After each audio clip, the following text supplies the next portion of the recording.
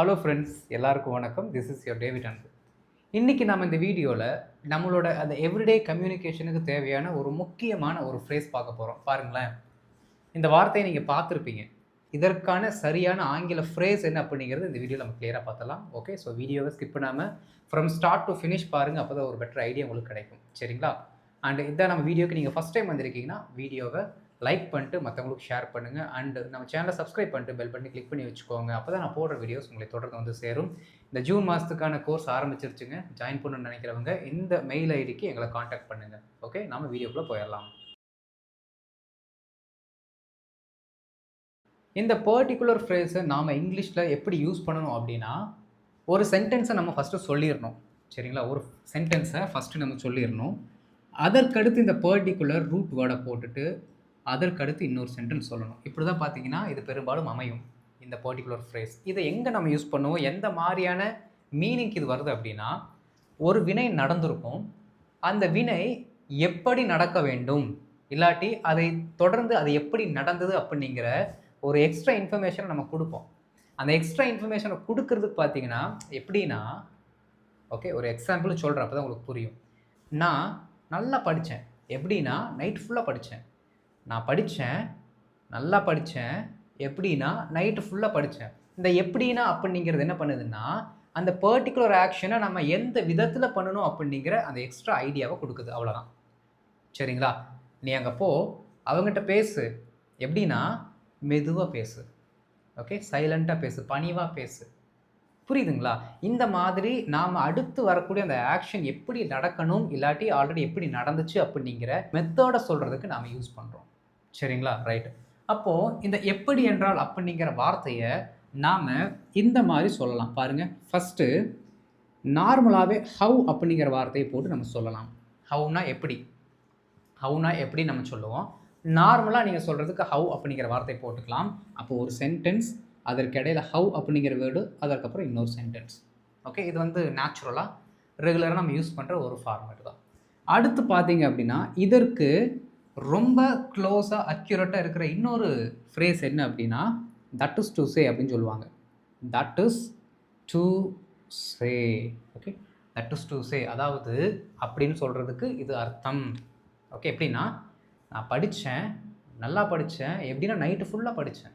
அந்த எப்படி என்றால் அப்படிங்கிற வார்த்தைக்கு நாம் என்ன பண்ணுறோன்னா, க்ளோஸாக இருக்க இன்னொரு வேர்டு, அதாவது அப்படிங்கிற வார்த்தையை நம்ம யூஸ் பண்ணுறோம்.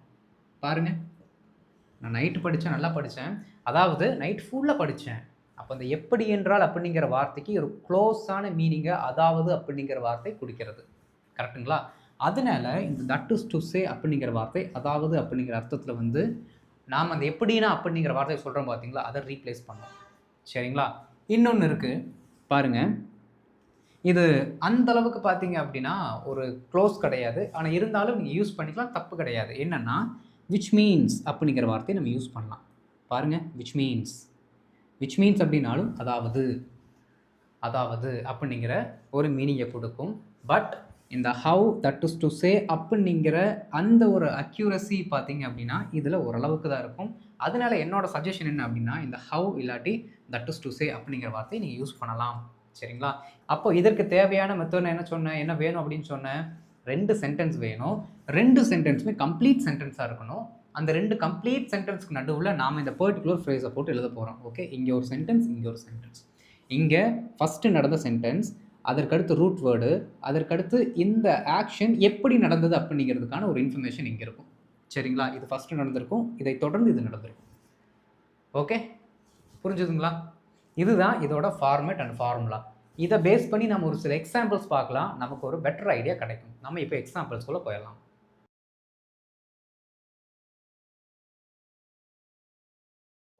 இப்போ ஒரு சில எக்ஸாம்பிள்ஸ் பார்க்கலாம். ஃபஸ்ட்டு பாருங்கள், நான் உங்களுக்கு அந்த ஃபார்மெட் எழுதி வச்சுருக்கேன். சொன்ன மாதிரி சென்டென்ஸ் வேணும், அதற்கடுத்து ரூட் வேர்ட், அதற்கடுத்து ஒரு சென்டென்ஸ் இல்லாட்டி ஒரு ஃப்ரேஸ். சென்டென்ஸும் போடலாம், ஃப்ரேஸும் போட்டுக்கலாம். நமக்கு எது வேணுமோ அதை போட்டுக்கலாம். சரிங்களா? ஏன்னா அந்த சென்டென்ஸை மறுபடியும் நம்ம ஃபுல்லாக ரிப்பீட் பண்ணணும் அவசியம் கிடையாது.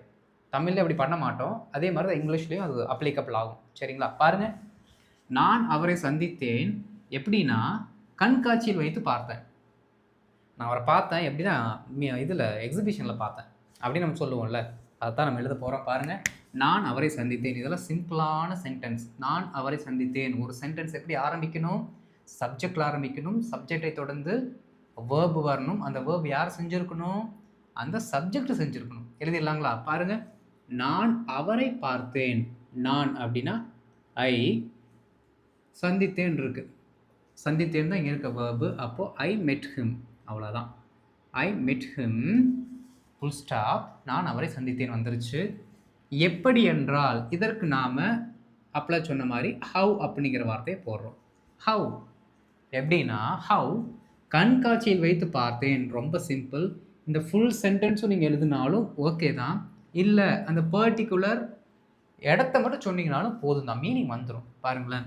Have at the exhibition, at the exhibition, அவ்வளோதான். ஓகே, பாருங்கள். I met him how at the exhibition. அந்த ஹவ் அப்படின்னு சொல்லும் பொழுது ஒரு பாஸ் கொடுத்து அதுக்கப்புறம் அடுத்த அந்த ஃப்ரேஸை இல்லாட்டி சென்டென்ஸ் ஆரம்பிங்க. அப்போ தான் மீனிங் வந்து கன்வே ஆகும் கிளியராக. சரிங்களா? பாருங்கள். I met him how at the exhibition, at the exhibition. புரியுதுங்களா? இந்த மாதிரி அந்த கேப் கொடுத்து அதுக்கப்புறம் நீங்கள் பேசினா தான் இயல்பாக பேசுகிற மாதிரி இருக்கும். சரிங்களா? பாருங்கள். நான் அவரை சந்தித்தேன் எப்படின்னா கண்காட்சியில் வைத்து பார்த்தேன். இதற்கு நம்ம இன்னொரு ஆல்டர்னேட்டிவ் பார்த்தோம். என்னது? தட் இஸ் டு சே அப்படின்னு நம்ம சொன்னோம். அதாவது இந்த அதாவதுன்னு சொன்னல, இந்த அதாவது தான் அந்த தட் இஸ் டு சே சொல்கிறதுக்கு. இன்னும் கரெக்டாக தமிழில் ட்ரான்ஸ்லேட் பண்ணோன்னா சொல்லப்போனால் அப்படிங்கிறது அதற்கு மீனிங். எதற்கு? தட் இஸ் டு சேக்கு சொல்லப்போனால் அப்படின்னு சொல்கிறது தான் அதுக்கான கரெக்டான மீனிங். பாருங்களேன். நான் அவரை சந்தித்தேன் சொல்லப்போனால் கண்காட்சியில் வச்சு பார்த்தேன். அர்த்தம் வருதுங்களா? எப்படி நான் அப்படிங்கிறதுக்கு நம்ம ஹவ் போட்டோம். அதை கொஞ்சம் மாற்றுறோம். எப்படி என்றால் அப்படிங்கிற வார்த்தை கொஞ்சம் மாற்றி சொல்லப்போனால் நான் அவரை கண்காட்சியில் பார்த்தேன் அப்படின்னு சொல்கிறோம். அதனால நம்ம அங்கே தட் இஸ் டு சே அப்படிங்கிறத போட்டுக்கலாம். I met him that is to say at the exhibition. I met him that is to say at the exhibition. Correct. Okay, அடுத்து பாருங்கள். இந்த பணியை முடிக்க வேண்டும் எப்படின்னா நாளைக்குள்ளே முடிக்கணும். இந்த வேலையை முடிக்கணும்டா எப்படின்னா நாளைக்குள்ளே முடிச்சிடணும். ஓகே, எழுதலாங்களா? பாருங்கள். இந்த பணியை முடிக்க வேண்டும். ஓகே, எப்படின்னா நான் முடிக்க வேண்டும் அப்படின்னு நான் சொல்லலாம். சரிங்களா? நான் முடிக்க வேண்டும். ஏன்னா இந்த இடத்துல எந்த நவுனும் இல்லை, அதனால் இப்படி எழுதலாம். வி மஸ்ட் கம்ப்ளீட் இல்லாட்டி ஃபினிஷ், எது போட்டாலும் கரெக்டு தான். We must complete this task. இந்த பணியை முடிக்க வேண்டும். ஸோ திஸ் டாஸ்க் இல்லாட்டி திஸ் ஜாப், திஸ் ஒர்க், எது வேணாலும் சொல்லிக்கோங்க, தப்பு இல்லை. We must complete this task எப்படின்னா ஹவ் நாளைக்குள் முடிக்க வேண்டும். நாளைக்குள் முடிக்க வேண்டும். இந்த நாளைக்குள் முடிக்க வேண்டும் அப்படிங்கிறத ஃபுல்லாக எழுதினாலும் சரி, நாளைக்குள் அப்படிங்கிறத சொன்னாலே போதும். ஏன் அப்படின்னா இந்த முடிக்க வேண்டும் அப்படிங்கிற வார்த்தை இருக்குது பார்த்தீங்களா, இதுதான் ஆல்ரெடி இங்கே இருக்குது இல்லை, அதனால தான் சொன்னேன். இங்கே முடிக்க வேண்டும் அப்படிங்கிற வார்த்தை இங்கே ஆல்ரெடி இருக்குது. அதனால மறுபடியும் நம்ம இங்கே ரிப்பீட் பண்ணி இங்கிலீஷில் எழுத வேண்டாம். அதே தான் நான் அங்கேயும் சொன்னேன். பாருங்கள். இந்த பார்த்தேன் அப்படிங்கிற வார்த்தை இருக்கா, இது ஆல்ரெடி இங்கே இருக்குது பாருங்கள். சந்தித்தேன் அப்படின்ட்டு, சந்தித்தேன் அங்கே ஒரு வார்த்தை இருக்குது. அதனால நாம் ரிப்பீட் பண்ணாமல் இந்த பர்டிகுலர் இடத்த மட்டும் போட்டோம். அப்போ இங்கேயே ஆல்ரெடி முடிக்க வேண்டும் அப்படிங்கிற வார்த்தை இருப்பதனால இந்த முடிக்க வேண்டும் வேணும்னா போட்டுக்கலாம், இல்லாட்டி வேண்டாம். சரிங்களா? அப்போ முடிக்க வேண்டும் அப்படிங்கிற வார்த்தை இல்லாமல் போட்டோம் அப்படின்னா நாளைக்குள் அப்படிங்கிற வார்த்தை நம்ம எப்படி சொல்லலாம்? நாளைக்குள் சொல்லுங்கள். நாளைக்குள் அப்படிங்கிறதுக்கு எப்படி சொல்லலாம்? Within tomorrow. கரெக்டுங்களா? வித்தின் டுமாரோ கரெக்டு தானே? அவ்வளோதான், சூப்பர். அப்படி எழுதிடாதீங்க, பை டுமாரோன்னு போடுங்க. பை டுமாரோன்னா நாளைக்குள் அர்த்தம். சரிங்களா? பாருங்கள். We must complete this task how by tomorrow.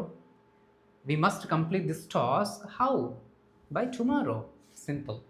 எப்படி அந்த அந்த மாடுலேஷன் வருதோ அந்த மாடுலேஷனோட சொல்லி பாருங்கள். ஓகே, அடுத்து பாருங்கள். We must complete this task that is to say by tomorrow. சொல்லப்போனால் நாளைக்குள்ளே முடிக்கணும் அப்படின்னு நம்ம சொல்கிறோம். அவ்வளோதான். அதற்கும் இதற்கும் இருக்க சின்ன வேறுபாடு. நான் அங்கே சீக்கிரமாக சென்றேன். நான் அங்கே நேரமாக போயிட்டேன். எப்படின்னா நடந்தே போனேன். பொடி நடையாக என்ன பண்ணேன்? நடந்தே போயிட்டேன். ஓகே, நம்ம கூட ஒரு பாட்டு இருக்குது, பொடி நடையாக போனவங்களே அப்படின்ட்டு. அந்த மாதிரி பொடி நடையாக நடந்தே போயிட்டேன் அப்படின்னு நம்ம சொல்கிறோம். நான் அங்கே சீக்கிரமாக சென்றேன். ரொம்ப சிம்பிள். ஐ வெண்ட் அங்கு தானே, அப்போ தேர். ஐ வெண்ட் தேர் சீக்கிரமாக, early, full stop. I went there early. எப்படின்னா how அப்படின்னு சொல்லிட்டு ஒரு ஸ்டாப். ஹவ் மச்சி ஹவ் அப்படிலாம் சொல்லுவோம்ல, ஹவ் அப்படின்னு சொல்லிட்டு ஒரு ஸ்டாப். நடந்தே போனேன், நடந்தே போனேன். ஒரு சிலர் என்ன சொல்லுவீங்க, பை வாக்கிங் அப்படிலாம் சொல்லுவாங்க. இந்த இடத்துல வேணா என்ன பண்ணிக்கலாம், நம்ம ஃபுல் சென்டென்ஸ் போட்டுக்கலாம். பாருங்க, ஐ வாக்ட். சரிங்களா? பாருங்க, இங்க வென்ட்ன்னு தான் இருக்கு, போனேன். இங்க வாக்ட் அப்படிங்கிற வேற ஒரு வேர்ப் யூஸ் பண்ணியிருக்கோம். புரியுதுங்களா? ரைட். பாருங்க, I went there early. How? I walked. I just walked. I went there early. How? I just walked. அவ்வளோதான். இப்படி சொல்லி பாருங்க. சரிங்களா? அவன் பாடத்தை கற்றுக்கொண்டான். எப்படின்னா, திரும்ப திரும்ப படிச்சு, திரும்ப திரும்ப படிச்சு கற்றுக்கொண்டான். எழுதலாங்களா? அவன் பாடத்தை கற்றுக்கொண்டான். Okay, he learned the lesson. He learned the lesson. learnedன்னு போட்டாலும் கரெக்ட் தான், தப்பெல்லாம் கிடையாது. he learned the lesson போட்டாலும் கரெக்ட் தான். he learned ன்னு போட்டாலும் கரெக்ட் தான், தப்பு இல்லை. he learned the lesson. he learned the lesson. how? how? திரும்ப திரும்ப படித்து. by reading it repeatedly. repeatedlyனா திரும்ப திரும்ப அந்த வேலையை செய்யுதுன்னு அர்த்தம். பாருங்க, he learned the lesson. how? by reading it repeatedly. how? by reading it repeatedly. இப்படி தான் நம்ம சொல்லணும். சரிங்களா? அங்கே ஹவுக்கு பதிலாக நாம் இந்த வார்த்தையை போடலாம், that is to say போடலாங்களா? he learned the lesson. he learned the lesson. that is to say சொல்லப்போனால் திரும்ப திரும்ப படித்து, by reading it repeatedly. by reading it repeatedly. புரிஞ்சுதுங்களா? இன்னும் ஒரு சில எக்ஸாம்பிள்ஸ் பார்க்கலாம்.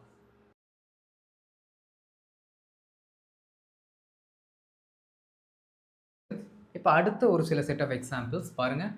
வீட்டை சுத்தம் செய்தேன். எப்படி என்றால் எல்லாவற்றையும் ஒழுங்குபடுத்தி. இப்போ அந்த ஹவ் அப்படிங்கிற வார்த்தை, தட் இஸ் டு சே அப்படிங்கிற வார்த்தை இருந்துச்சு பார்த்தீங்களா? அதற்கு வேற ஒரு வார்த்தை நான் இங்கே சொல்லித்தர போகிறேன். சரிங்களா? அதுவும் பார்த்தீங்கன்னா ஒர்க் அவுட் ஆகும் நிறைய இடங்களில்.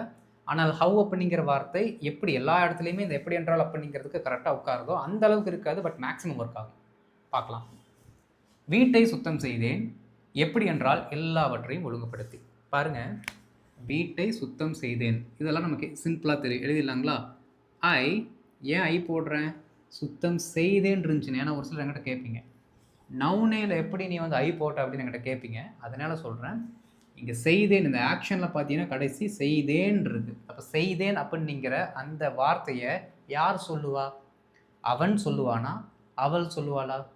ரெண்டு பேரும் சொல்ல மாட்டாங்க, நான் தான் சொல்லுவேன். நான் தான் செய்தேன் அப்படின்னு சொல்லுவோம். கரெக்டுங்களா? அதனால் ஐ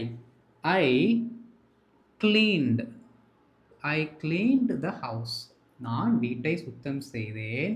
எப்படின்னா how? எல்லாவற்றையும் ஒழுங்குபடுத்தி. by organising. இதெல்லாம் உங்களுக்கு தெரிஞ்ச வார்த்தை. அப்படின்னா எழுதுறதுக்கு முன்னாடி நீங்கள் ட்ரை பண்ணணும்.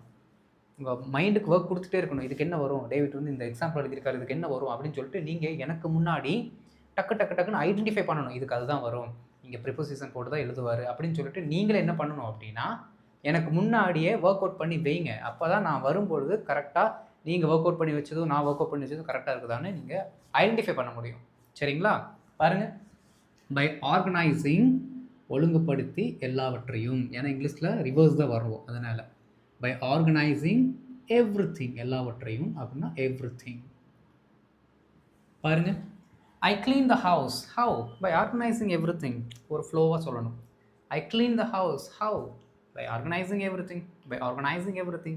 இந்த ஹவுக்கு பதிலாக இன்னொரு வார்த்தை என்ன இருக்குது அப்படின்னா if you ask me how, இப்படி கூட நீங்கள் சொல்லலாம். ஓகே, எங்கிட்ட எப்படின்னு கேட்டிங்கன்னா அதுதான் அர்த்தம். அதாவது எங்கிட்ட எப்படின்னு கேட்டிங்கன்னா எப்படி என்றால் அப்படிங்கிறத கொஞ்சம் எக்ஸ்பேண்ட் பண்ணுறோம். எங்கிட்ட எப்படின்னு கேட்டிங்கன்னா நீங்கள் எங்கிட்ட எப்படின்னு கேட்டிங்கன்னா எல்லாத்தையும் ஒழுங்குபடுத்தி தான் செஞ்சேன் அப்படின்னு நம்ம சொல்லுவோம்ல, அதற்கு நாம் இதை யூஸ் பண்ணலாம். சொல்லி பாருங்கள்.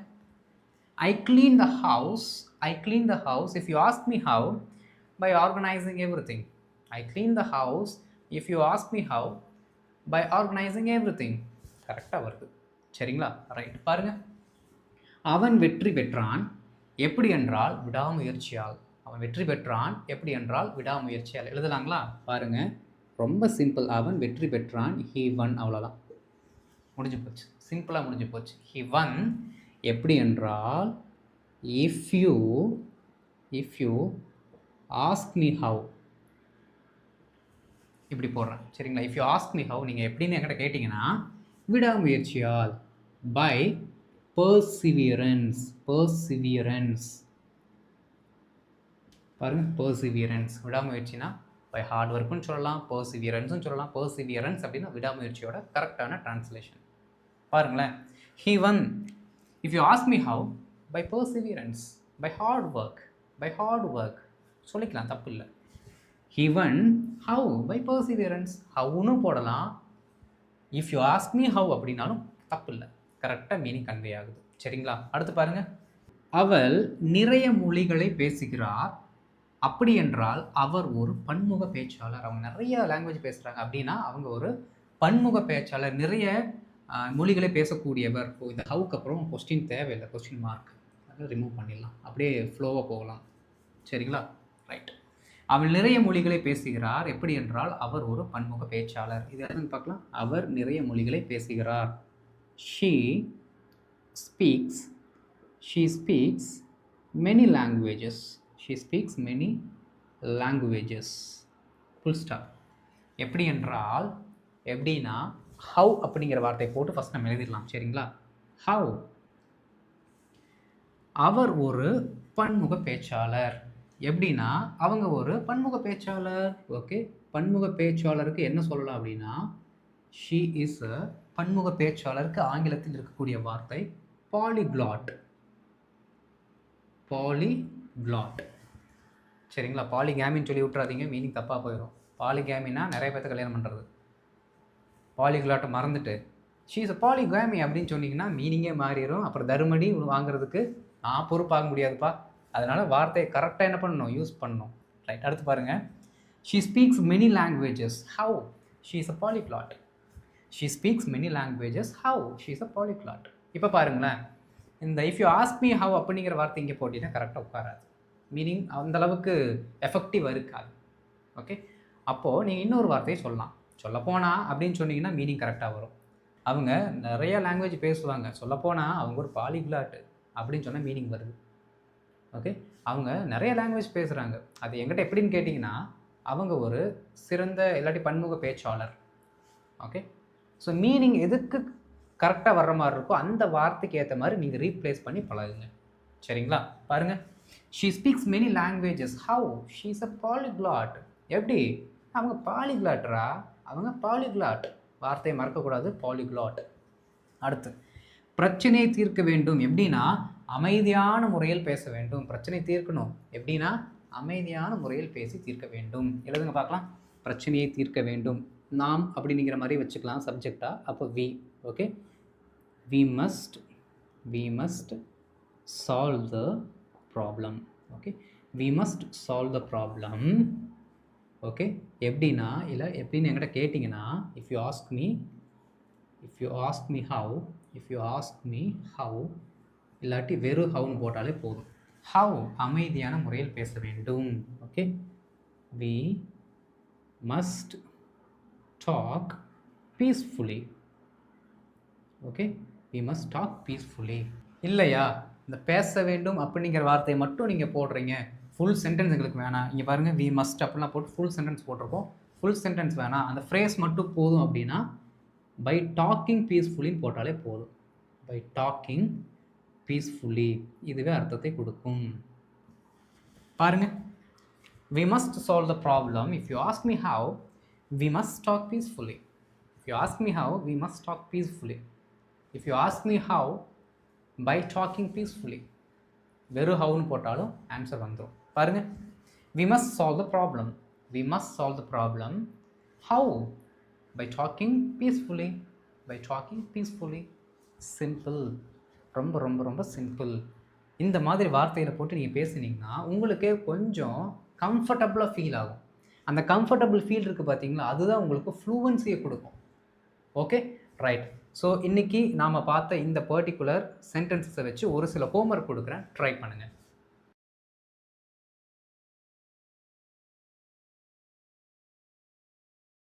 இப்போ ஹோம்ஒர்க் பாருங்கள். நான் வீட்டை திறந்தேன் எப்படின்னா சாவியை வச்சு. அவங்க என்னை தொடர்பு கொண்டாங்க. எப்படின்னா, தொலைபேசி வாயிலாக. அவள் நன்றாக சமைக்கிறாள். எப்படின்னா, அவளுடைய அம்மாகிட்டருந்து கற்றுக்கொண்டு சமைக்கிறாள். நாங்கள் காலையில் நேரமாக எழுந்தோம். எப்படின்னா, அலாரத்தின் உதவியோடு. ஓகே. ஸோ இதற்கான ஆன்சர்ஸ் எழுதி நீங்கள் காமெண்ட்டில் போட்டு நான் பார்த்துட்டு உங்களுக்கு ரிப்ளை பண்ணுறேன். அண்ட் இந்த வீடியோ உங்களுக்கு பிடிச்சிருச்சுன்னா லைக் பண்ணிட்டு மற்றவங்களும் ஷேர் பண்ணுங்கள், அவங்களும் பயனடைந்து கொள்ளட்டும். ஓகே. அண்ட் இதுதான் ஃபஸ்ட் டைம் நீங்கள் நம்ம சேனலுக்கு வந்திருக்கீங்கன்னா நம்ம சேனலை மறக்காமல் சப்ஸ்கிரைப் பண்ணிவிட்டு பெல் பட்டனை கிளிக் பண்ணி வச்சுக்கோங்க. உங்களோட ஒவ்வொரு சப்ஸ்கிரிப்ஷனும் தான் பார்த்தீங்களா என்னை வந்து ஊக்கப்படுத்தும் கருவிகள். ஓகே. என்னை சப்போர்ட் பண்ணுங்கள், என்கரேஜ் பண்ணுங்கள். அண்ட் பெல் பட்டனை கிளிக் பண்ணி வச்சுட்டிங்கன்னா நான் போடுற வீடியோஸ் உங்களுக்கு தொடர்ந்து வந்து சேரும். சரிங்களா? அடுத்த வீடியோஸ் உங்களை ஒரு சூப்பரான டாப்பிக்கில் மீட் பண்ணுறேன். அது வரைக்கும் இந்த பர்டிகுலர் டாப்பிக்கை நல்லா ப்ராக்டிஸ் பண்ணுங்கள். ஓகே. தேங்க்யூ.